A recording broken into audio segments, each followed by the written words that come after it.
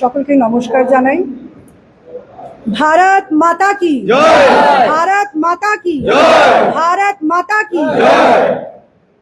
উপস্থিত আমার বর্ধমান সাংগঠনিক জেলার সভাপতি সম্মানীয় আমার অভিজিৎ তা মহাশয় আছেন, আমাদের এই জেলার সকল মন্ডল প্রেসিডেন্ট, সকল জেলা কমিটির মেম্বার এবং আমার যারা সহযোদ্ধা, এক্স মন্ডল প্রেসিডেন্ট বলতে পারেন, আমাদের এক্স জেলার মেম্বার বলতে পারেন, পদাধিকারী বলতে পারেন, সকলেই এখানে উপস্থিত আছেন এবং সকল সাংবাদিক যারা আপনারা এখানে উপস্থিত হয়েছেন, প্রথমে আমি আমার তরফ থেকে সকলকে গৈরিক অভিনন্দন এবং শুভেচ্ছা, আমার প্রণাম জানাই।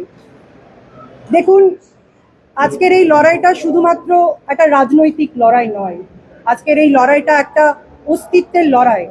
আজকের এই লড়াইটা পশ্চিমবঙ্গের মাটিকে রক্ষার লড়াই, পশ্চিমবঙ্গের ভূমিকে রক্ষার লড়াই, আগামী দিনে পশ্চিমবঙ্গের ডেমোগ্রাফি যাতে যেন বদলে না যায় তার লড়াই।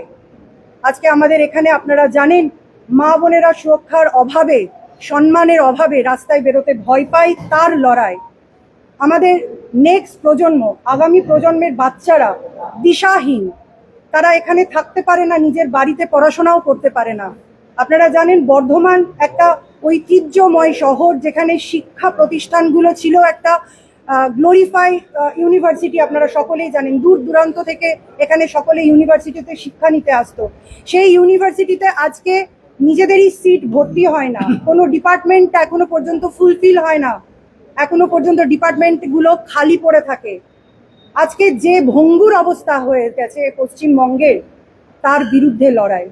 তাই 2026-এর যে ইলেকশন হতে চলেছে, তাতে মানুষ উন্নয়নমূলক সরকার চায়, একটা দুর্নীতি মুক্ত সরকার চায়, একটা এমন সরকার চায় যেখানে শিক্ষা, স্বাস্থ্য, শিল্প, তার সঙ্গে কৃষি, মানুষের সুরক্ষা, সবটাই একসঙ্গে যেন মানুষ পায়। ভারতবর্ষের অন্যান্য রাজ্যে যেখানে বিজেপি সরকার চলছে, সেখানে যে ধরনের উন্নয়ন চলছে, যে ধরনের তারা স্বাধীনতা পেয়েছে, সেই মুক্তির আস্বাদ আজকে পশ্চিমবঙ্গের মানুষ পেতে চলেছে এবং সেটা তারা চাইছে। তাই বিজেপির কে প্রার্থী হবে, বিজেপির কি কর্মসূচি, শুধুমাত্র সাংবাদিক বা আমরা পার্টির ব্যক্তি নয়, সাধারণ মানুষও আমাদেরকে বিভিন্ন রকমভাবে জিজ্ঞেস করছে যে আপনাদের কখন থেকে কীরকমভাবে কর্মসূচি হবে। আজকে এই যে লড়াই, এই লড়াইয়ে সাধারণ মানুষের আবেগ উচ্ছ্বাস, যেমন আমাদের আবেগ উচ্ছ্বাস আছে, সাধারণ মানুষেরও সেই আবেগ এবং উচ্ছ্বাস আছে। আমি সকলের কাছে করজোড়ে সেই জন্য অনুরোধ করব, নিবেদন করব, সকলেই সাথ দেবেন। আজকের এই লড়াইটা শুধুমাত্র রাজনৈতিক লড়াই নয়, কোনো ব্যক্তিগত লড়াই নয়, লড়াইটা পশ্চিমবঙ্গকে বাঁচানোর লড়াই, পশ্চিমবঙ্গের সনাতনী এবং রাষ্ট্রবাদী সকলকে বাঁচানোর লড়াই, তাদের অস্তিত্বের লড়াই। এই লড়াইয়ে আমরা সকলে সামিল হয়েছি এবং আপনারাও এই লড়াইয়ে সামনে এগিয়ে আসুন। জয় শ্রীরাম। লক্ষ্মী ভান্ডারে একটা ভালো ছাড়া পেয়েছিল তৃণমূলের, সেখানে পরাজিত হয়েছিল বিজেপি, এবার আবার সবুজ সাথী নতুন করে যোগ হলো, এতে আপনাদের কতটা এফেক্ট হলো? যুবসাথী, লক্ষ্মী ভান্ডার কোনো রকম ভাবে কোনো এফেক্ট ফেলতে পারবে না, কারণ আপনারা দেখুন, টেট, তারপরে প্রাইমারি, তারপরে যারা চাকরি পেয়েছিল, তারপরে চাকরি হারা, তার মানে মমতা ব্যানার্জি যুবসাথী দিয়ে প্রমাণ করে দিচ্ছে যে 15 বছর ধরে কোনো নিয়োগ নেই, এখানকার যুবকদেরকে কোনো চাকরি দেয়নি, তাই তাদেরকে ভাতা দিতে হচ্ছে। আর আজকের পরিস্থিতি ভাবুন আপনারা, আমরা মা বাবা যারা আছি, যারা রোজগার করি, তারা কি ভাবি যে আমার সন্তান যেন ভালো একটা চাকরি পায়, ভালোভাবে যেন তারা এস্টাবলিশড হতে পারে। 1500 টাকা ভাতা, তার মানে একটা লেবারের থেকেও তাদেরকে কম মূল্যে ভাতা দিচ্ছে। আজকে পশ্চিমবঙ্গের শুধুমাত্র যুবক যুবতীদের অপমান নয়, এটা প্রত্যেক মা বাবাকে অপমান করা হয়েছে। তাই এই ভাতা নিয়ে যুবসাথীরা কোনোদিনই খুশি নয়, তারা অপমানিত বোধ করেছে। হ্যাঁ, অবশ্যই এটা আমাদের ট্যাক্সের টাকা, তাই আমি সকলকে বলবো যারা নিচ্ছেন তারা তো অবশ্যই নেবেন, কারণ এটা তৃণমূলের পকেটের টাকা নয়, তৃণমূলের নিজস্ব রোজগারের টাকা নয়, এটা আমাদের সাধারণ মানুষের ট্যাক্সের টাকা। ভাতা দিয়ে কোনোদিন ভোট কিনতে পারেনি, পারবেও না। তো লক্ষ্মীর ভান্ডার যদি বিজেপি ক্ষমতায় আসে 3,000 টাকা দেওয়া হয়। লক্ষ্মীর ভান্ডার অন্নপূর্ণা লক্ষ্মীর ভান্ডারের সমতুল্য। এই যোজনা নিয়ে কি আপনারা এবার প্রচারে অবশ্যই বিজেপি সবসময় যা বলে তাই করে। প্রধানমন্ত্রী যা যা কমিটমেন্ট করেছেন আজ পর্যন্ত ভারতবাসীকে তাই তাই উপহার দিয়েছেন। আর লক্ষ্মী ভান্ডার এই শব্দটা এখন এমন একটা জায়গায় চলে এসেছে, লক্ষ্মী আজকে পশ্চিমবঙ্গের গোটা ব্যবস্থাটাই লক্ষ্মী ছাড়া হয়ে গেছে। যারা ঘরের লক্ষ্মী তারা সুরক্ষিত নয়, তারা সম্মানিত নয়। তাই প্রধানমন্ত্রী পুরোপুরিভাবেই বলেছেন শুধু লক্ষ্মী নয়, লক্ষ্মীর সঙ্গে আমরা মা দুর্গাকেও আমরা পুজো করি। তাই যখনই ভারতীয় জনতা পার্টির সরকার এখানে গঠন হবে তখন আমরা অন্নপূর্ণা যোজনার মাধ্যমে প্রত্যেক পশ্চিমবঙ্গের মা বোনেদেরকে অন্নপূর্ণা ভান্ডার আমরা দেব। ভাতাই তো দেওয়া হচ্ছে। সেই ভাতা নিয়ে তো আবার আপনারাও যাচ্ছেন না। দেখুন, সরকারি প্রকল্প একবার চালু হলে কখনো রকম ভাবে বন্ধ করা যায় না, ঠিক আছে? সেটা আপনারাও খুব ভালোভাবে জানেন। তাই এটা মানুষের কাছে প্রতিশ্রুতি, যেটা আমরা প্রতিশ্রুতি করেছি এবং সেটা সম্মানের সঙ্গে প্রতিশ্রুতি দিয়েছি। কোনো কাউকে একটা মূল্যে বিচার করে দিইনি, 10 টাকা বা 50 টাকার বিচারে আমরা কিন্তু করিনি। 3,000 টাকা আসবে মানে প্রত্যেকটা মায়ের কাছে সে তার একটা ইন্ডিপেন্ডেন্ট হবার একটা জায়গা থাকবে। কিছু মানে যদি সে মনে করে যে আমি কিছু ছোট ব্যবসা করতে পারবো, সেটাও সে করতে পারবে। তাই এই সম্মান আমরা প্রত্যেক মা বোনদের ক্ষেত্রে রাখবো। কি কি এজেন্ডা নিয়ে মানুষের দরবারে যাবে? পশ্চিমবঙ্গ আজকে একেবারে দুর্নীতিগ্রস্ত হয়ে পড়েছে, আপনারা সকলেই জানেন। একদম একটা ব্যাধি, এই ব্যাধিটাকে একদম মুছে ফেলতে হবে। মানুষ আজকে সুখ শান্তি স্বাচ্ছন্দ্য যেটা আছে সেটা ভুলে গেছে, আইন শৃঙ্খলা বলে কিছু নেই। তাই আমরা ভারতীয় জনতা পার্টির তরফ থেকে আমাদের একটাই সংকল্প, যেটা আমরা আমাদের নরেন্দ্র মোদীজির কাছ থেকে শিখেছি, সেবাই আমাদের ধর্ম। মানুষের সেবা, মানুষের উন্নয়নমূলক সেবা, মানুষ যেন তাদের সমগ্র পরিষেবা পায়, শিক্ষা, স্বাস্থ্য, রাস্তাঘাট, পানীয় জল, ইলেকট্রিসিটি, রেশন সমস্তই যেন মানুষের কাছে ঠিকভাবে পৌঁছায়, সেটাই আমাদের লক্ষ্য থাকবে। শিক্ষার সঙ্গে সঙ্গে এখানে আমাদের ছেলেমেয়েরা শিল্প ভুলে গেছে, তাই শিল্প আমাদের মূল উদ্দেশ্য থাকবে যে পশ্চিমবঙ্গের মাটিতে আমাদেরকে শিল্প আনতে হবে।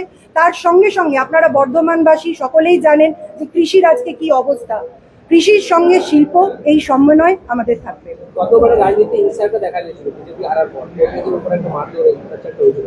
এবারে কিভাবে আপনারা তাদের পাশে থাকবেন? তারা এজেন্ট কি আপনারা পাবেন সব জায়গায়?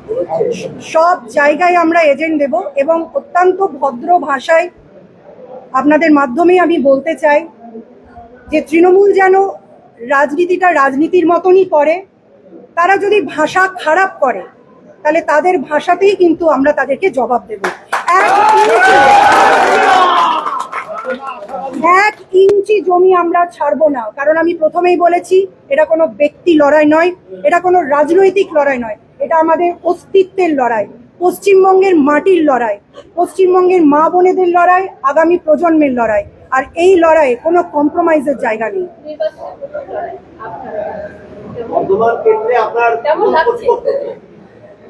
কেমন লাগছে? সত্যি কথাই বলতে, দল যে গুরু দায়িত্ব দিয়েছে সেই গুরু দায়িত্বকে মাথায় নিয়ে আজকে আমার সঙ্গে সকলে আছে। আমি আবার বলছি, এটা কোনো ব্যক্তি লড়াই নয়। আর ভারতীয় জনতা পার্টিতে ক্যান্ডিডেট ইমমেটেরিয়াল, এখানে আমাদের লোগো পদ্ম, আমাদের ফেস নরেন্দ্র মোদীজি, তাকে সামনে রেখেই আমাদের এই লড়াই। এবং তার জন্যই, পদ্মের জন্যই জোর, নরেন্দ্র মোদীজির জন্যই জোর। আপনার বিপক্ষে এখানকার খোকন দাস রয়েছেন, প্রাক্তন বিধায়ক, তো উনি বলছেন এখানে হেভিওয়েট কোনো প্রার্থী দাঁড়াতে পারবে না আমার পাশে। সেই জায়গায় আপনি কিভাবে লড়াই দেবেন? বর্ধমানের অভিনেতা অভিনেত্রী যেই আসুক আমার কাছে কোনো ব্যাপার নেই, সেই জায়গায় আপনি বর্ধমানে কিভাবে লড়াই দেবেন? পদ্ম ফুলই হচ্ছে হেভিওয়েট, ঠিক আছে? পদ্ম ফুল, এই যে লোগো, এটাই হেভিওয়েট। পদ্ম ফুল যেখানে দাঁড়িয়ে যায় তার সামনে কে কি ওয়েট আছে সেটা কোনো কাউন্টেবলই হয় না, সেটা ওরাও জানে। তাই জন্য নিজের বড়াই নিজেই করছে, আমি হেভিওয়েট, আমি হেভিওয়েট। কেউ কখনো, সে একটা কথাই আছে না, ভালো মানে নিজে যদি কেউ আমি ভালো বলি তাহলে ভালো নয়, যদি লোকে আমায় ভালো বলে তাহলেই আমি ভালো হই।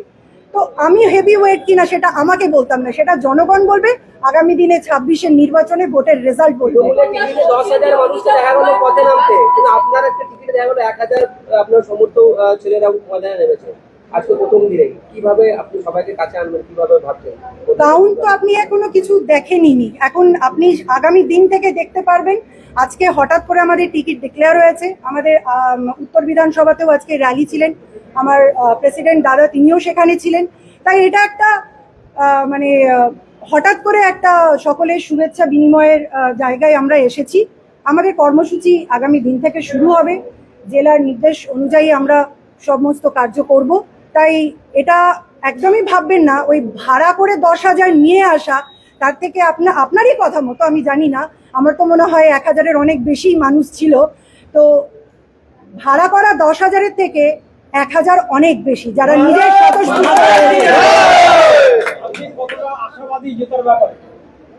জেতার ব্যাপারে জেতার সঙ্গে আমাদের আর কোনো অপশন নেই।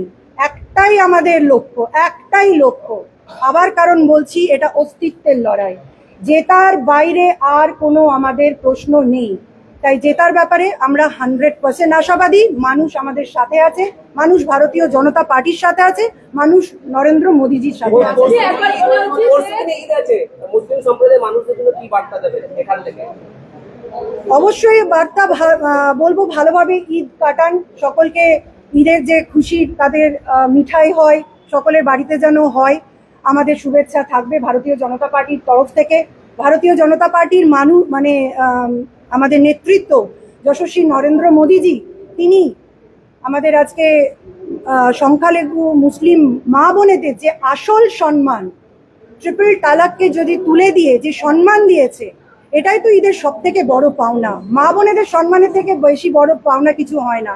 তাই সকলে ঈদ ভালোভাবে কাটান, এবং আপনাদেরকে এই যে তৃণমূল সরকার একটা বিশেষ গোষ্ঠী বলে উল্লেখ করেছে, এই জবাবটা কিন্তু আপনাদের কাছ থেকে আশা করব, যে আপনাদেরকে একটা বিশেষ গোষ্ঠী যারা নাকি সনাতনীদেরকে 1 মিনিটে শেষ করে দিতে পারবেন, কখনো দুধের গাই বলছে, কখনো বলে দিচ্ছে একটা বিশেষ গোষ্ঠী।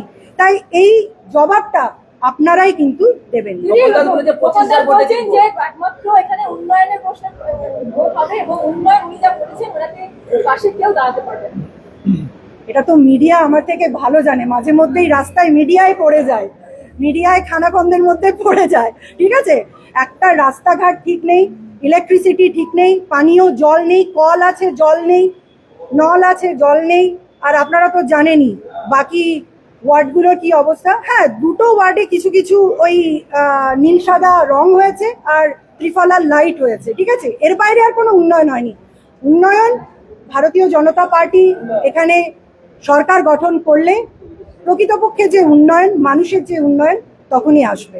23,000 ভোটে 24,000 25,000 ভোটে জিতবে খোকন দাস, আপনার কি আশা? আপনি কত ভোটে জিততে পারেন মনে হচ্ছে? দেখুন, উনি ফিগারটা একদম ঠিক বলেছেন, একদম ঠিক বলেছেন, কারণ কত ভোট চুরি করে তৃণমূল এসেছে সেটা তো ওরা জানে, বুঝতে পেরেছেন তো? তাই ফিগারটা তো উনি ঠিকই বলেছেন। এবার আগেরবার জিতেছে, এবার যদি বলে দেয় যে অত ভোটে আমি হারবো, সেটা তো আর হতে পারে না। তাই ফিগারটা ঠিক আছে, ওই ফিগারে ভারতীয় জনতা পার্টি জিততে চলেছে। আপনার কেন্দ্রে মূল প্রতিপক্ষ কার সঙ্গে সরাসরি লড়াই? দুর্নীতিগ্রস্ত যে কোনো মানুষই হচ্ছে আমাদের ক্ষেত্রে প্রতিদ্বন্দ্বী। আমরা উন্নয়নকে সামনে রেখে, পদ্মফুলকে সামনে রেখে, নরেন্দ্র মোদীজিকে সামনে রেখে আমরা এই লড়াই করছি। আমরা পশ্চিমবঙ্গের অস্তিত্বের লড়াইয়ে আছি, পশ্চিমবঙ্গের ডেমোগ্রাফি যাতে বদলে না যায় তার লড়াইয়ে আছি, পশ্চিমবঙ্গের ভবিষ্যতের জন্য আমরা লড়াই দিচ্ছি। তাই যারা যারা রাষ্ট্রবাদী মানুষ আছেন, গণতন্ত্র প্রেমিক মানুষ আছেন, জাতীয়তাবাদী মানুষ আছেন, সকলের আশীর্বাদ নিয়ে আমরা এই লড়াই লড়ব। আর দুষ্কৃতী মনস্ক যে সমস্ত মানুষ থাকবে, তারাই আমাদের প্রতিপক্ষ। আপনার মূল প্রতিপক্ষ যদি তৃণমূল কংগ্রেস হয়, যেহেতু আপনার শাসক দল, তারা মূল প্রতিপক্ষ তৃণমূল কংগ্রেস যদি হয়, তৃণমূল কংগ্রেসের এখানে যিনি প্রার্থী, তার সঙ্গে আপনার হয়তো ব্যক্তিগত সম্পর্ক বা ভালোই সম্পর্ক আছে, আপনি কংগ্রেসও করে এসছেন, যে রাজনীতির আবহাওয়া, তাতে করে আপনার সঙ্গে তার লড়াইটা কিভাবে নেবেন, মুখোমুখি হলে কিভাবে লড়াইটা নেবেন? এটা একেবারে আদর্শের লড়াই, নীতির লড়াই, এটা কোনো ব্যক্তিগত লড়াই নয়। আমি কংগ্রেস করে এসেছি, সবাই জানে, আমি আজকের নয়, আমি দীর্ঘদিন ধরে রাজনীতি করে আসছি। আমি রাজনৈতিক পরিবার থেকে বিলং করি, আমার ঠাকুরদাদা, আমার বাবা, আমার মা প্রত্যেকেই রাজনীতির সঙ্গে যুক্ত ছিলেন। আজ আমি রাজনীতিতে আছি, আদর্শ এবং নীতির জন্যই আজকে আমি ভারতীয় জনতা পার্টিতে, নরেন্দ্র মোদীজির জন্য আমি ভারতীয় জনতা পার্টিতে। উন্নয়নমূলক কাজের জন্য আমি আজকে ভারতীয় জনতা পার্টিতে, তৃণমূল নামক যে ব্যাধি আজকে পশ্চিমবঙ্গের বুকে বাসা বেঁধেছে তাকে উপড়ে ফেলতে আজকে আমরা ভারতীয় জনতা পার্টি প্রত্যেকেই সৈনিক। আজকে কিছুদিন আগে আপনার একটা স্কুলের উদ্বোধন করেছিলেন এই খোকন দাস, আজকে তার সামনে আপনি দাঁড়াচ্ছেন লড়াই ময়দানে, কতটা ভালো লাগা খারাপ লাগা যায়? এটা কোনো ব্যক্তিগত লড়াই নয়, রাজনৈতিক এটা একটা রাজনৈতিক লড়াইও নয়। আজকে আমি যেটা বারবার বলছি, রাজনীতির সঙ্গে সঙ্গে আমাদের অস্তিত্বের লড়াই। আমি যখন আমার স্কুল উদ্বোধন হয়েছিল তখন আমি রাজনীতির সঙ্গে ছিলাম না, বর্ধমানের মাটিতে রাজনীতির সঙ্গে ছিলাম না। তিনি তখন আমার ওখানকার এনওসি দিয়েছিলেন, সেই জন্যই তিনি এসেছিলেন। এর সঙ্গে এর কোনো সম্পর্ক নেই। প্রফেশনাল জীবন এবং রাজনীতির জীবন এবং রাজনৈতিক লড়াই একেবারেই আলাদা। আজকে আমাদের সামনে আদর্শের লড়াই, আজকে আমাদের সামনে নীতির লড়াই। যদি খোকন দাসের সঙ্গে আপনার মুখোমুখি থাকে, ভোট দিতে বলবেন আপনাকে? যদি খোকন দাসের মুখোমুখি হন, আপনারা বুঝতে পারবেন তাকে কি আপনাকে ভোট দেবেন? অবশ্যই বলবো। তিনি নিজেই আমার যতটুকু মনে হয়েছেন তারা নিজেদের ভিটে মাটি ছেড়ে একদিন পালিয়ে এসেছিলেন। কেন পালিয়ে এসেছিলেন আমার থেকে তারা ভালো জানেন। আজকে সেই পরিস্থিতিতেও কিন্তু আজকে পশ্চিমবঙ্গ লড়ছে। তাই অস্তিত্বের লড়াইয়ে যে মা তাকে আজকে সম্মান দিয়েছে, যে মাটি তাকে প্রতিষ্ঠা দিয়েছে, যে মাটি তাকে সম্মান দিয়েছে, সেই মাটির লড়াই কিন্তু আজকে হবে। এখানে মৌমিতার লড়াই নয়, এখানে কিন্তু মাটির লড়াই। মাটি আগে, মা আগে। তাই মাকে আগে বাঁচাতে হবে, মায়ের সম্মানকে আগে রক্ষা করতে হবে, তারপরে অন্য কিছু। আপনি জয়ী হয়ে গেলে বর্তমান শহরে উন্নয়নের জন্য প্রথম কি কাজ করবেন? যা যা এতদিন পর্যন্ত হয়নি, সাধারণ মানুষকে প্রথমে মুক্তি স্বাধীনতার স্বাদ দেব। গণতান্ত্রিক দেশে মানুষের প্রথম অধিকার হচ্ছে ভোট দেওয়া। আপনারা জানেন লাস্ট মিউনিসিপ্যালিটি ভোটেও একটা মানুষ ভোট দিতে যেতে পারেনি। আগে মানুষের গণতন্ত্র, যে গণতান্ত্রিক দেশে যেখানে আছেন সেই গণতন্ত্র তাদের কাছে ফিরিয়ে দেব, তাদের স্বাধীনতা তাদের কাছে ফিরিয়ে দেব। তারা সুরক্ষিত এবং সম্মানিত বোধ করবে। আইন শৃঙ্খলাকে এখানে পুনঃপ্রতিষ্ঠিত করব এবং উন্নয়নের স্বার্থে যা যা করতে হবে তাই আমরা করব আমাদের ভারতীয় জনতা পার্টির নির্দেশ অনুযায়ী। ধন্যবাদ।